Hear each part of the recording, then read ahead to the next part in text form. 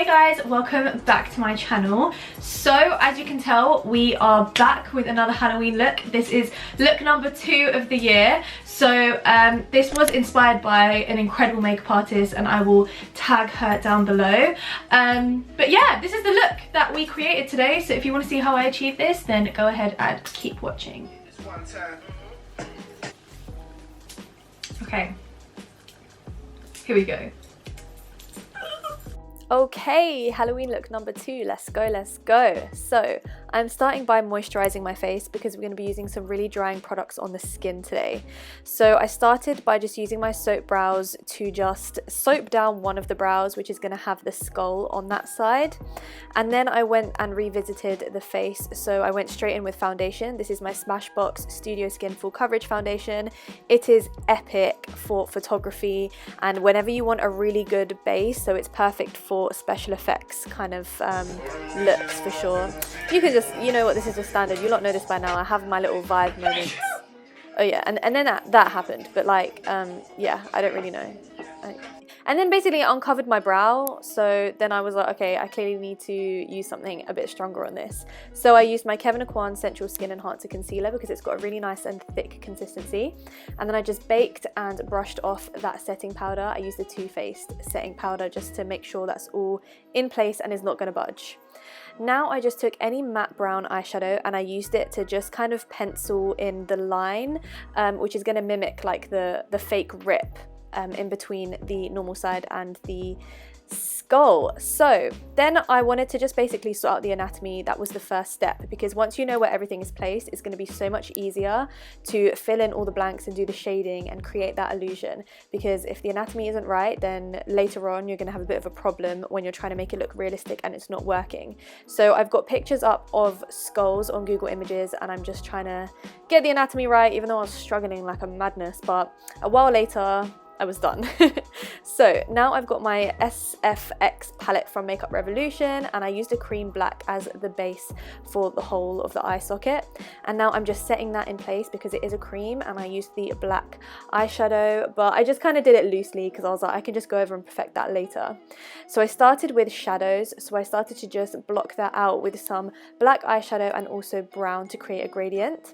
Then I took the white from that SFX palette and I started to just block out the highlighted areas. I was kind of playing around with it, not gonna lie. I wasn't sure if I was feeling the consistency or not. And then I went and set it with some eyeshadow, which was a pure white shade. And I'm just using that to create a bit more of a gradient to just make sure that the mediums work well together. And okay, now I decided to go in just straight with the white eyeshadow. I was like, let me just see how this holds up. It was the pure white eyeshadow from the James Charles palette and I'm not gonna lie, it did pretty well. I did go in and layer it quite a bit a little bit later, but I feel like it worked well as a base. And because it's a powder, I will know that like any powders or shadows I put on top is just gonna blend really nicely, which was something that I was a little bit skeptical about when using the creams. So that's why I kind of started sticking more so to the powders, as you will see throughout the video. So now I wanted to intensify a few of the shadows, so I'm taking a matte black and just intensifying right in the crevice where it's going to be the darkest. And I took a white and gave like a general white wash to the area just to make sure that the actual colour underneath the shading is going to be correct and it's not going to have my like natural skin tone coming through.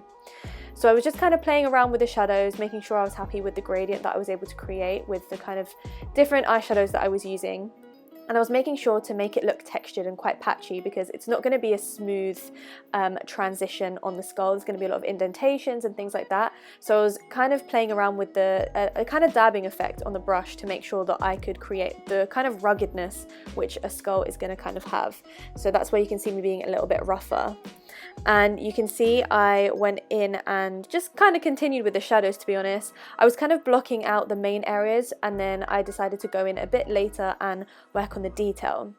So now I was just kind of trying out how the white SFX cream is going to sit on top of the powder just to exaggerate any highlights, and it worked quite nicely.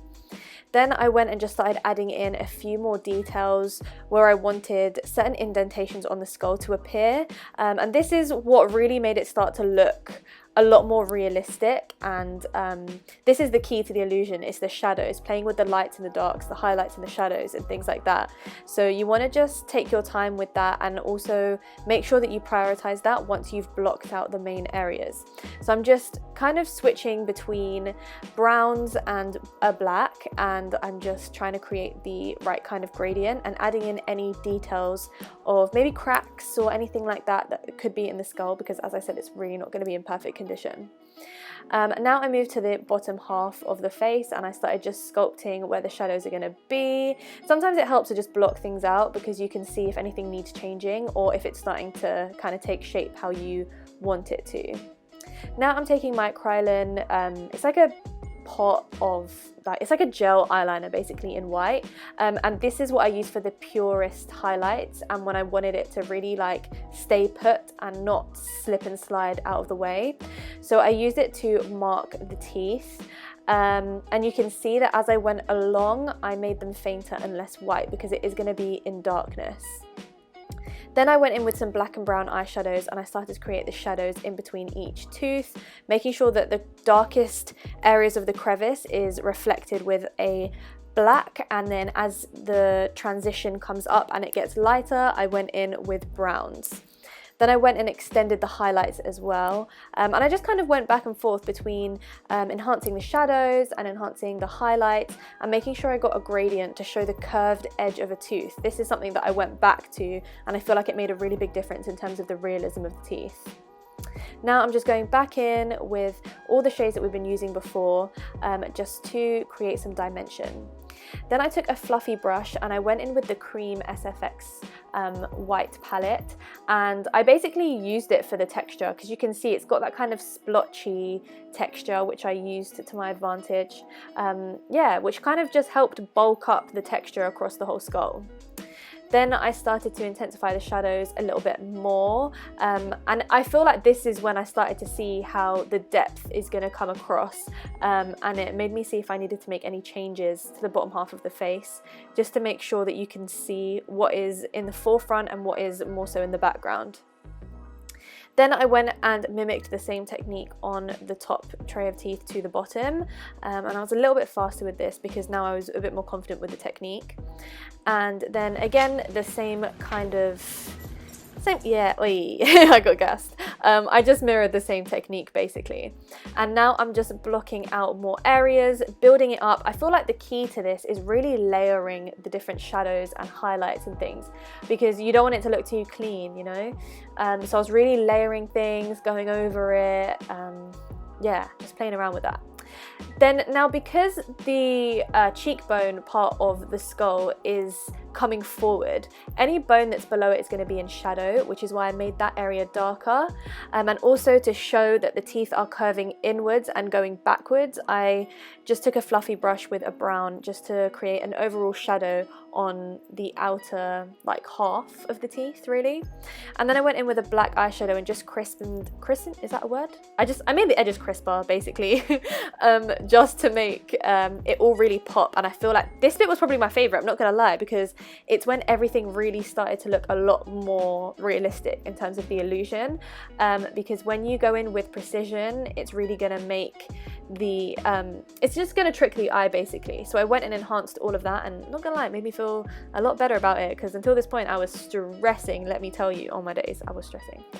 So I'm making sure that I am only using that precision at the real darkest of points in the shadows. You don't want to use it too much. You need to use it kind of sparingly with that precision. So I'm just going in, making any indentations on the skull really pop. And then I'm taking the Krylon eyeliner again, and I'm going in and just accentuating the brightest of highlights that I want to really stand out and come forwards across the skull. So you can see I'm using it to really perfect the crisp edges, and then I'm blending the transition so it doesn't look like a random white line. It's got a bit of a blur, like what's the word, like a shade to it. Yeah, so wherever you have the real darkest points, right next to it there's going to be the brightest of highlights, because it's going to show the edge of the bone. So that is what I'm doing, and it's making the shadows appear even darker and of course making the highlights pop more. So I feel like this bit looked really cool because it's accentuating the overhang of the cheekbone. But again, you need to be very sparing with this because it is the whitest of whites that we're going to have available, so you can't start using it everywhere, you know what I mean? Yeah, so that's what I'm still doing because it took a while. Still doing it. Okay, then I took a black cream from the SFX palette and just went and put it in between the two sets of teeth to make sure there was a clear differentiation between the two trays of teeth. And then I took the Krylon eyeliner and just basically finished up the line, the tear, because it's like a fake rip, right? So it's gonna have the edge black and then just right on the crisp part it's gonna be white. Then I took the SFX black cream and I went and just blocked out the neck because I wanted the rip to continue down just so that it looks a little bit more realistic. So I just basically continued that all the way down. And then on my days, I don't think I've ever done my normal face so fast in my life because it all seemed so much easier after just painting an actual skull on my face. Anyway, I did my brows the usual way. I used the Too Faced concealer in the shade Warm Beige to clean up the brows, and I used the Anastasia Beverly Hills Dip Brow Pomade on my actual brows. I concealed my lids, set it with some translucent powder, and I'm just going in first with a warm brown. I just picked any random one. I'm pretty sure this was from the Jaclyn Hill palette. And then I used the Juvia's Place Masquerade palette and I just started building up the colour on the outer corner, but also making sure I take it forward because I did want to do a cut crease. So you can see I'm just gradually building up the colour. And then I wanted to take the deepest of shades, which was like this dark purple, and I started to build this up just below the crease and making sure that all the edges are nicely blended together. Then I took that same Too Faced concealer on this flat shader brush and I just cut my crease really. It's been a while. Well, I didn't cut my crease, I half cut my crease. But it's been so long since I've done a cut crease, like on my days, like the OGs out here will remember, I used to rinse cut creases. I used to do them all the time on my days. Anyway, and then yeah, I did that basically. And then I got a darker shade and just accentuated the outer corner and added some lashes.